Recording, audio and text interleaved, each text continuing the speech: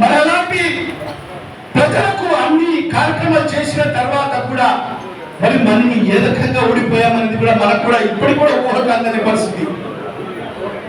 దాని లోతుగా అధ్యయనం చేస్తే ఇప్పుడే మా కొందరు నాయకులు మాట్లాడారు. మన కార్యకర్తల నిరుత్సాహం, మనము ఎలక్షన్స్ ఒక 4-5 రోజుల్లో మనం ఎవరైతే ఒక కార్యకర్త పని చేయాల్సిన పని మనం చేయలేకపోయాం కాబట్టి మనం ఈరోజు ప్రతిపక్షంలో ఉన్నాం. మనకి ఈ పరిస్థితి వచ్చింది.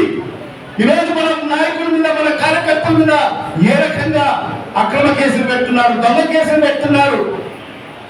మరి ఇవన్నీ కష్టకాలాలు మనకు ఎందుకు వచ్చాయి? కానీ మన కార్యకర్తలు మనం సరైన సమయంలో మనం స్పందించకపోవడము, మనం ఎంత పని చేయాలో ఆ పని చేయలేకపోవడం వల్లనే మనందరికీ కూడా ఈ పరిస్థితి వచ్చిందని చెప్పి కూడా ఈ సందర్భంగా తెలియజేసుకుంటున్నా.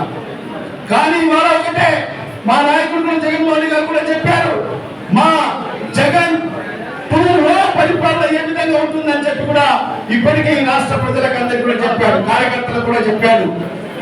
జగన్ 2 పరిపాలన కార్యకర్తలకు మొదటి ప్రాధాన్యత ఉంటుందని చెప్పి కూడా ఈ సందర్భంగా తెలియజేసుకుంటున్నా. మరి ఖచ్చితంగా ఈ రోజు వైఎస్ఆర్ కాంగ్రెస్ పార్టీ కష్టకాలంలో ఎవరైతే కార్యకర్తలు కానీ నాయకులు కానీ మరి పార్టీ కోసం పనిచేస్తే వాళ్ళకందరికీ కూడా ఈ వేదిక పైన ఉన్న నాయకులందరూ కూడా గుర్తిస్తారని చెప్పి కూడా ఈ సందర్భంగా తెలియజేసుకుంటున్నా. ఈరోజు మీకు మాటిస్తున్నా, మరి ఖచ్చితంగా మీకు తగిన స్థానం కల్పిస్తామని చెప్పి కూడా భవిష్యత్తు అని చెప్పి కూడా ఈ సందర్భంగా మీకు అందరికీ కూడా మాటిస్తున్నా. మరి అదే రకంగా మరి ఈ రోజు మనం చూడాలి, ఈ రోజు కడప నగర పరిస్థితి ఏ విధంగా ఉంది, కడప నియోజకవర్గ పరిస్థితి ఏ విధంగా ఉందో ఒకసారి మీరు అందరూ ఆలోచన చేయండి. గతంలో మనము 10 ఏళ్ళు శాసనసభ్యుడిగా నేను ఉన్నాను. మరి ఏ రకంగా మనం ప్రజలకు వెళ్ళాం, ఎక్కడ కూడా మనం ప్రజలకు వెళ్ళే దాంట్లో మనకి ఎక్కడ కూడా ఆటంకాలు రాలేదు ఆ 10 ఏళ్ల కాలంలో. మరి ఈ రోజు వాళ్ళు కేవలం పోలీస్ పహారాలతోనే మరి ఈ రోజు కడప ఎమ్మెల్యే గాని వాళ్ళ భర్త గారు ఈ రోజు ప్రజలకు వెళ్లే పరిస్థితి ఉంది. ఎందుకంటే వాళ్ళు 1 సంవత్సర కాలంలో చేసింది శూన్యం. మరి మన కడప శాసనసభ్యురాలు ఎన్నికల ముందు చంద్రబాబు నాయుడు సూపర్ 6, సూపర్ 7 కూడా హామీలు ఇస్తే మరి ఈమె తన సొంత అజెండాగా ఒక మేనిఫెస్టో రిలీజ్ చేయడం జరిగింది. మరి ఆ మేనిఫెస్టోలో ఈ కడప నగర అభివృద్ధి కోసం తన సొంత నిధులతో అభివృద్ధి చేస్తానని చెప్పి మాట ఇవ్వడం జరిగింది. చేసిందా ఈ సంవత్సర కాలంలో ఎక్కడైనా అభివృద్ధి జరిగిందా? ఒక సింగిల్ రూపీ ఈ రాష్ట్ర ప్రభుత్వం నుంచి తెచ్చిన పరిస్థితి ఉందా? లేదు. ఎట్లా ఉందంటే సొమ్మొక్కరిది సోకొక్కరిది. మేము తీసుకొచ్చిన నిధులకు మేము తీసుకొచ్చి పనులు ప్రారంభించిన దానికి మరి ఈ రోజు దానికి టెక్కాయలు కొట్టి మరి ఇబ్బంది కట్టిలు చేసి మరి ఈ రోజు వాళ్ళు సంతోషపడుతున్నారు. మేము నిధులు తీసుకొచ్చి పనులు ప్రారంభించి మరి ఈ రోజు వాళ్ళు దానికి శంకుస్థాపన ప్రారంభోత్సవాలు చేస్తున్నారు. మరి ఈరోజు 15 ఫైనాన్స్ నిధులు ఎంత గొప్పగా వాళ్ళు ఒక మేయర్ మొదటి ప్రథమ పౌరుడు ఈ నగరానికి, మరి ఆయనకు కూడా ఇంటిమేషన్ లేకోకుండా మరి శిలాఫలకం చూస్తే మేయర్ స్థానం ఎక్కడో ఉంది. ఈమె పెద్ద అక్షరాలతో ఆమె పేరు పెట్టుకొని మరి దాన్ని ప్రారంభోత్సవాలు చేసుకుంటుంది. ఎవరు సొమ్మమ్మా? నువ్వు తీసుకొచ్చావా? మీ చంద్రబాబు నాయుడు గారిని తీసుకొచ్చావా సొమ్మేమన్నా? అలాంటిది ఏం చేయలేదు. కేవలం జగన్మోహన్ గారు ఇచ్చిన జీవోలను డేట్ మార్చి ఈరోజు రవీంద్రనగర్ సంబంధించిన బ్రిడ్జిలకు సంబంధించి 20 కోట్లు మేము ఆ రోజు ముఖ్యమంత్రిగా ఉన్న జగన్మోహన్ గారిని ఒప్పించి మనము ఆ 2 బ్రిడ్జిలు ప్రజలకు ఎంత అవసరము అని భావించి మరి 20 కోట్ల రూపాయలు మనం దానికి శాంక్షన్ తీసుకొచ్చాం. దానికి టెండర్లు పూర్తి చేశాం. మరి ఆ ప్రారంభం చేసే సందర్భంలో మరి ఆ కాంట్రాక్టర్ కు సంబంధించిన తండ్రి గారు చనిపోవడం వల్ల మన హిందూ సంప్రదాయం ఏంటి, మరి ఇంట్లో ఏదైనా ఇలాంటి ఇది జరిగితే శుభకార్యాలు చేయం మనం. మరి కొన్ని రోజులు ఆయన వాయిదా వేశాడు, అందులోకే మనకు ఎన్నికల నోటిఫికేషన్ వచ్చింది. మరి ఇవాళ ఈ మీడియా ముఖ్యంగా నేను ఇదే శాసనసభ్యురాలు నేను అడుగుతున్నాను, మరి వాళ్ళ భర్త గారైన శ్రీనివాసరెడ్డి గారిని అడుగుతున్నాను. మరి ఆ టెండర్ అయిపోయినా మరి ఆ కాంట్రాక్టర్ ని ఎందుకు తీసుకొచ్చి మీరు ఆ పనులు ప్రారంభించలేదు? ఎందుకంటే వాళ్ళకు ఆ కమిషన్ లో వాళ్ళకి ఇద్దరికి కుదరలేదు. వాళ్ళు అడిగిన పర్సెంటేజ్ ఈయన ఇయ్యనన్నాడు. అందుకేం చేశారు? దాన్ని క్యాన్సిల్ చేసి మళ్ళా జీవోని డేట్ మార్చి మళ్ళా 20 కోట్ల రూపాయలు తీసుకొచ్చారు. తీసుకొచ్చి ఏమంటున్నారు? ఇది మేము తీసుకొచ్చాం. గొప్పలు చెప్పుకుంటున్నారు. ఇదే చెప్పారు, సోకొకటి అని చెప్పి. అదే విధంగా మరి కడప నగరంలో స్ట్రాంగ్ వాటర్ ట్రైన్స్ లేవని చెప్పి మరి ఆ రోజు భావించి 69 కోట్ల రూపాయలు 23 స్ట్రాంగ్ వాటర్ ట్రైన్స్ కోసం ఆ రోజు జగన్మోహన్ రెడ్డి గారు శాంక్షన్ చేసి 69 కోట్ల రూపాయలకు మరి జీవో ఇచ్చి మరి టెండర్లు పిలిచి మరి ఆ పనులు కూడా ప్రారంభించడం జరిగింది. పనులు కూడా సుమారుగా ఒక 20 నుంచి 30% పనులు కూడా జరిగాయి. మరి దాన్ని కూడా మళ్ళీ డేట్ మార్చి జీవో తీసుకొచ్చి మేము 69 కోట్ల రూపాయలు స్ట్రాంగ్ వాటర్ ట్రైన్స్ కోసం తీసుకొచ్చామని చెప్పి ఈరోజు గొప్పగా ఆ మహానాడులో మాట్లాడుతోంది ఈ తల్లి. ఎంత దుర్మార్గం చూడు.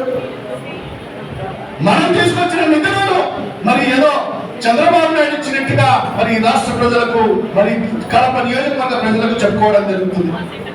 మరి ఇవాళ ఒకటే వాళ్ళు గొప్పగా చెప్పుకున్నది ఏంటంటే మేము బుగ్గబంకను క్లీన్ చేశామంటున్నారు. అక్కడ చెట్లు తీసుకుంటే గురుపడి ఎక్కల్ని క్లీన్ చేసేదానికి 3,90,00,000 రూపాయలు వెచ్చించారు. ఎంత?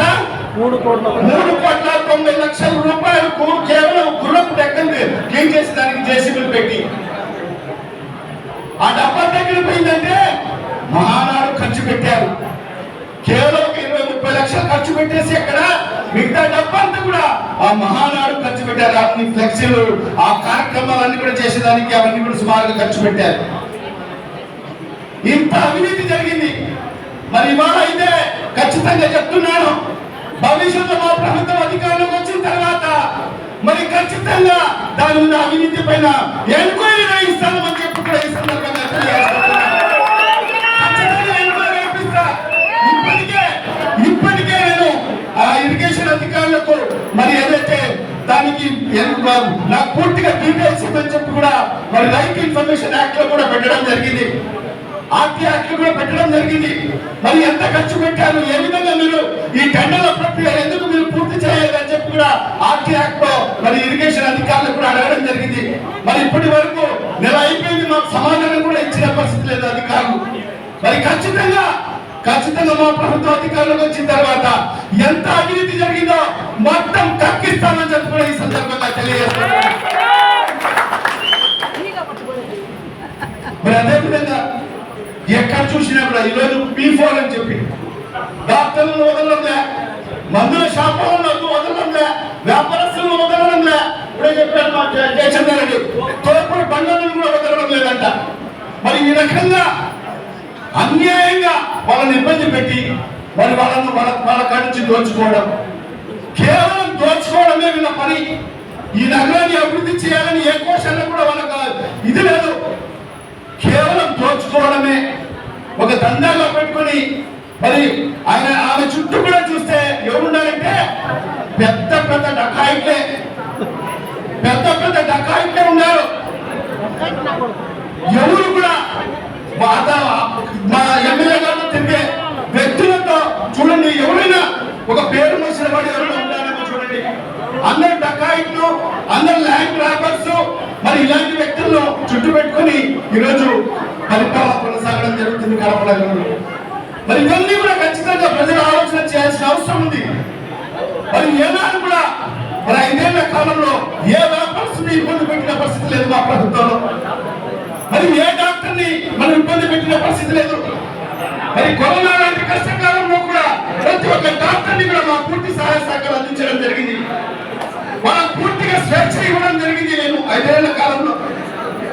మరి ఆ రకంగా మనం పరిపాలన చేస్తే మరి ఈరోజు P4 ద్వారా మరి ఈరోజు వాళ్ళ కాడి నుంచి డబ్బు దండుకొని మరి ఈరోజు ఏదో పేద ప్రజలకు పంచిపెట్టారంట. అంటే వాళ్ళకి తెలియదా పేదలకు ఇవ్వాలని? వీళ్ళు వాళ్ళ కాడి నుంచి డబ్బు తీసుకొని మరి వీళ్ళు పేదలకు ఇస్తారంట. మరి కడప నగరం అభివృద్ధి చేస్తుందంట ఆయన. మరి ఇవన్నీ కూడా ఒక్కసారి నా కడప నగర ప్రజలందరూ కూడా ఆలోచన చేయాలి. గతంలో జగన్మోహన్ రెడ్డి గారి ప్రభుత్వంలో మరి ఖచ్చితంగా 27 ప్రజలకు మేలు జరిగిందో మరి ఈ రోజు ఈ సంవత్సర కాలంలో మరి ఏ రకంగా ప్రజలు విస్మరించారో ఒక్కసారి నియోజకవర్గ ప్రజలందరూ కూడా ఆలోచన చేయాలని చెప్పి కూడా ఈ సందర్భంగా తెలియజేసుకుంటూ, ఖచ్చితంగా ఏదైతే ఈ కార్యక్రమాన్ని మరి క్షేత్ర స్థాయిలో కూడా ప్రతి ఒక్కరు